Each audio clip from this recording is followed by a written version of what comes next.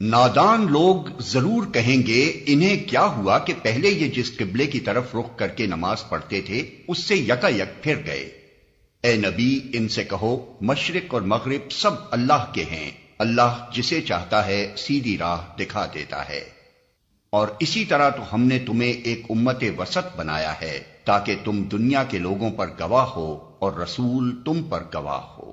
پہلے جس طرف تم رخ کرتے تھے اس کو تو ہم نے صرف یہ دیکھنے کے لیے قبلہ مقرر کیا تھا کہ کون رسول کی پیروی کرتا ہے اور کون الٹا پھر جاتا ہے۔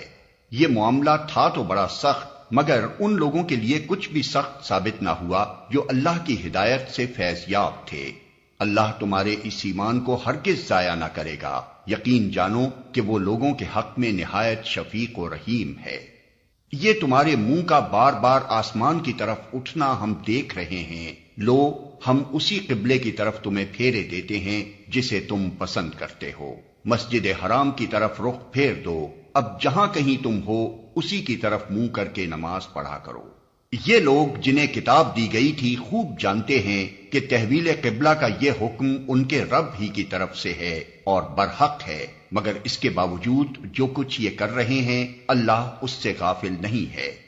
تم ان اہل کتاب کے پاس خواہ کوئی نشانی لے آؤ، ممکن نہیں کہ یہ تمہارے قبلے کی پیروی کرنے لگیں، اور نہ تمہارے لیے یہ ممکن ہے کہ ان کے قبلے کی پیروی کرو، اور ان میں سے کوئی گروہ بھی دوسرے کے قبلے کی پیروی کے لیے تیار نہیں ہے۔ اور اگر تم نے اس علم کے بعد جو تمہارے پاس آ چکا ہے ان کی خواہشات کی پیروی کی تو یقیناً تمہارا شمار ظالموں میں ہوگا۔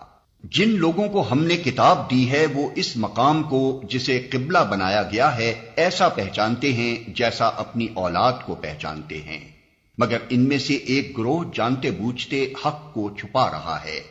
یہ قطعی ایک امر حق ہے تمہارے رب کی طرف سے، لہذا اس کے متعلق تم ہرگز کسی شک میں نہ پڑو۔